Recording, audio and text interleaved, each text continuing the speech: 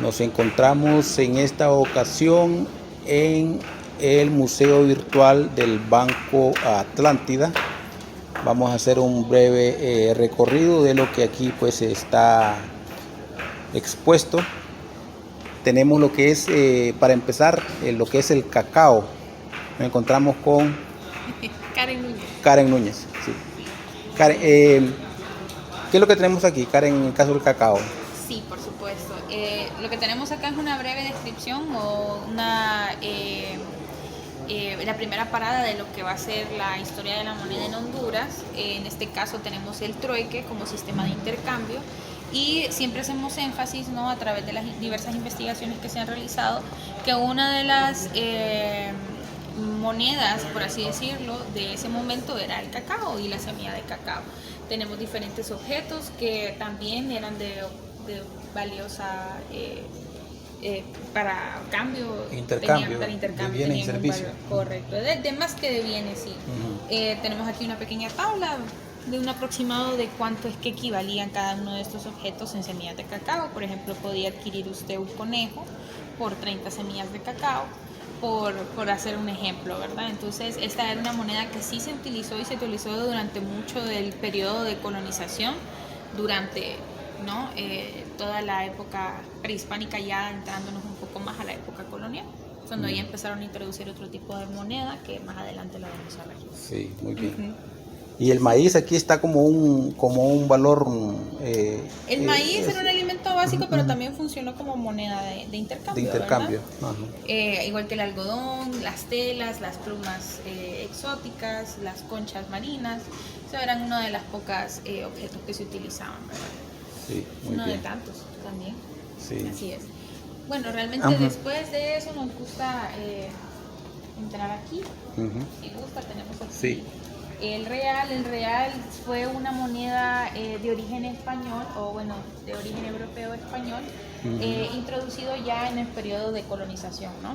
Era una moneda que se utilizaba en varios lugares de Europa también, era una moneda como lo que conocemos ahora, podría decirse hasta universal, pero tenía diferentes denominaciones dependiendo al lugar donde era acuñada y emitida y donde se intercambiaba, ¿verdad?, donde se utilizaba. Sí. Karen, ¿conquista o invasión? Bueno, Sí, también tiene derecho a no responder, ¿verdad? Sí, sí. Esta es la moneda real entonces que se usaba en ese tiempo de la... Sí, estos son los reales. Estos son los reales en el gobierno provisional de Honduras, ya después del proceso de la independencia, después de 1821. Estos se dan en el proceso de anexión a México. Pues estas eran una de los ejemplares que se utilizaban. Especialmente la moneda de 2 reales de 1825, 2 reales de 1823. Y estas en su mayoría, pues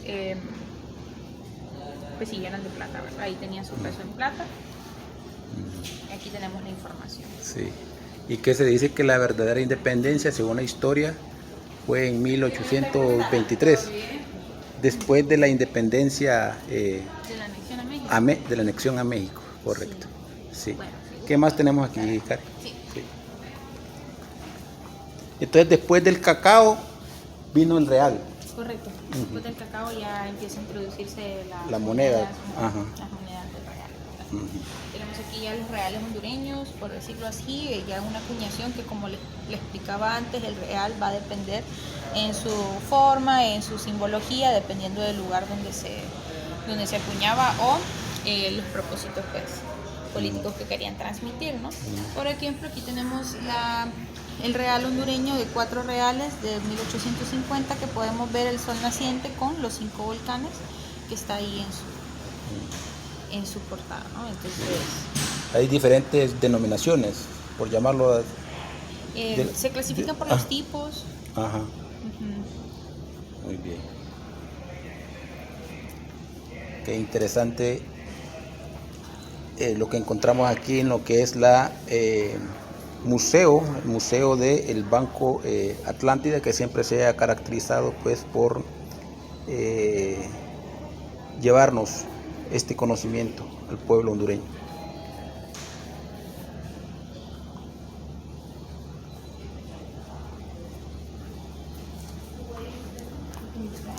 dato muy interesante que caracteriza ya a la identidad del banco como tal, y es que el Banco Atlántida fue uno de los primeros bancos privados del país en emitir billetes para circulación, ¿verdad?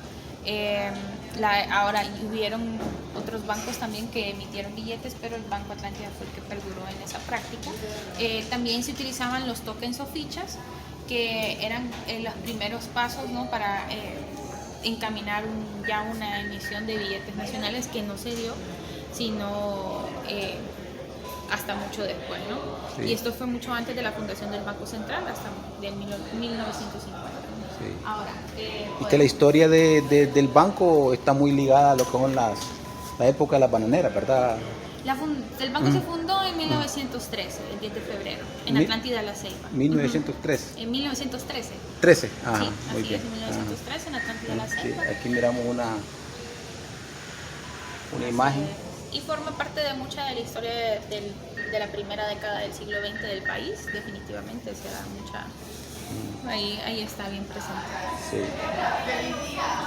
Y aquí tenemos, Karen, billetes emitidos por instituciones privadas, así como, bueno, aquí tenemos el billete de $1 del Banco de Comercio, el billete del Banco Centroamericano y de otras instituciones privadas que, al igual que el Banco Atlántida, fueron buscando, ¿no?, una emisión de billetes. Ajá.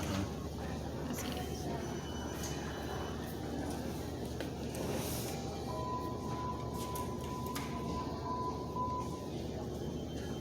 Estos son billetes, bueno, hay billetes emitidos por el gobierno y también por la empresa, instituciones privadas. Por el ¿verdad? momento solo estos son de empresas privadas, el gobierno todavía no ha emitido billetes, eso se hace hasta que ya se funda el Banco Central.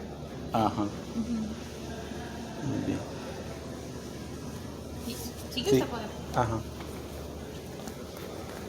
Aquí ya nos gusta hacer una breve recopilación de las herramientas y maquinaria que se utilizaban en la práctica, ¿no?, del día a día del banco y en su evolución.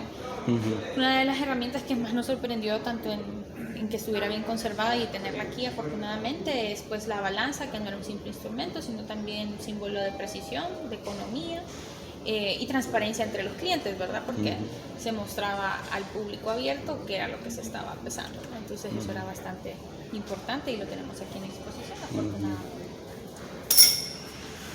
Excelente. Todo dato muy curioso de las maquinarias que tenemos. Aquí ya entramos un poquito más en la historia de la institución como tal. Pues son las libretas de ahorros, ¿no? Circulados en un periodo de 1913 a 1930 y son bastante diferentes a las que tenemos actualmente. Entonces siempre recibimos a grupos infantiles y siempre se sorprenden, ¿no?, de ver que antes se utilizaban de esa manera. ¿De qué año estamos hablando, Karen? Disculpe, me dijo. Entre 1913 y 1930. Cada libreta tiene diferentes fechas. Sí. Así es. Tal vez no encuentro alguna libreta de mi abuelo por acá que me haya dejado algunos millones.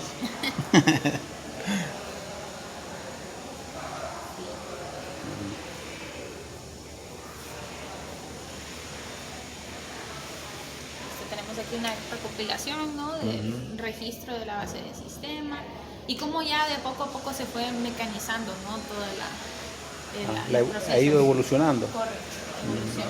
Tenemos aquí la máquina de escribir Adler, un modelo 25, y pues esta se utilizó entre 1930 a creo que 1950. Sí. Y tenemos aquí, ¿verdad?, que estas son emblemáticas, ¿verdad? Y también tenían sus diferentes variaciones, habían unas más portátiles, unas más grandes, ya dependía. Karen, aquí el museo, ¿cuántos años tiene de estar funcionando? Que fue aperturado, me dice. El museo virtual se aperturó en el 2013. 2013. 13 años de aniversario este año. Y ¿Está abierto al público en general? El museo virtual es la página. Ajá, sí, es la sí, página. ajá, sí. Que nosotros complementamos la información de la página con estas salas de exposición. Ajá. Por eso es de que siempre hacemos hincapié en que nosotros tenemos un museo virtual. Ajá. Lo que nosotros tenemos aquí en la institución son salas expositivas que hemos ido...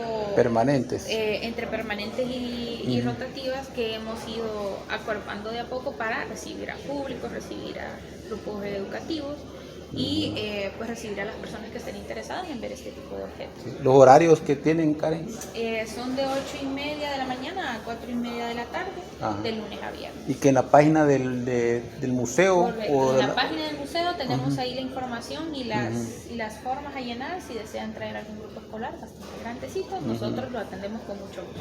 Sí. Aquí tenemos unos teléfonos de sobremesa, muy importante y muy dato curioso. Ahí tenemos una pequeña lectura que dice: favor no utilizar este teléfono para llamadas personales en las horas del trabajo, ¿verdad? Entonces, siempre la comunicación al pendiente. Sí. Muy bien. Tenemos más maquinaria, la máquina perforadora de cheques, que evitaba, era una máquina que promovía las medidas de seguridad para evitar la circulación de los cheques otra vez, una vez que fuesen cobrados y otras. Es una medida de seguridad, ¿no?, que se llaman los cheques. ¿De qué años estamos hablando aquí, Karen? Eso se utilizaba en la década de los 50 y 70. Aquí estamos esta es la más antigua, 1920, 1930, una máquina sumadora manual. Tenemos la contadora de monedas, que pues le ahorraba mucho trabajo, ¿no?, al compañero de caja, ¿no?, que ya clasificaba y contaba las monedas. Y tenemos la máquina perforadora, ¿no?, y ya se utilizaba en la década de los 50 a 70, ya en el siglo, la segunda mitad del siglo XX, ¿no? Sí. Y otro dato muy curioso, tenemos aquí la primera maquinaria o la primera terminal de computadora portátil o Telex. Un sucesor del telégrafo, era una máquina de comunicación interna para los bancos, era muy utilizada y muy revolucionaria para su época, especialmente en la década de los 70 hasta el 85. Entonces, bastante fascinante. Esta es la original que se utilizaba en esos momentos. Y aquí tenemos la primera computadora que se utilizó. Karen, disculpe, cuando los niños o los estudiantes vienen y se encuentran con estos aparatos. A mí me pareció sorprendente, no digamos a los niños. Sí. Porque tenemos aquí la computadora One, que fue una de las primeras computadoras que se utilizaron aquí en el banco. Que no funcionaba directamente como lo que nosotros conocemos, era una máquina para ingresar información numérica y tal. Y tenemos aquí los disquetes, ¿no? Y estos que se utilizaban en aquellos tiempos. Francamente nunca los utilicé yo, pero está haciendo énfasis en eso, ¿verdad? Sí, no estamos en esos años. Y aquí tenemos aquí pues la Constitución. Pero la Constitución y los estatutos del banco como institución. Tenemos los documentos de la trayectoria y la evolución del banco. En 1913 me dice que se fundó el 10 de febrero de 1913 en Atlántida La Ceiba. Sí.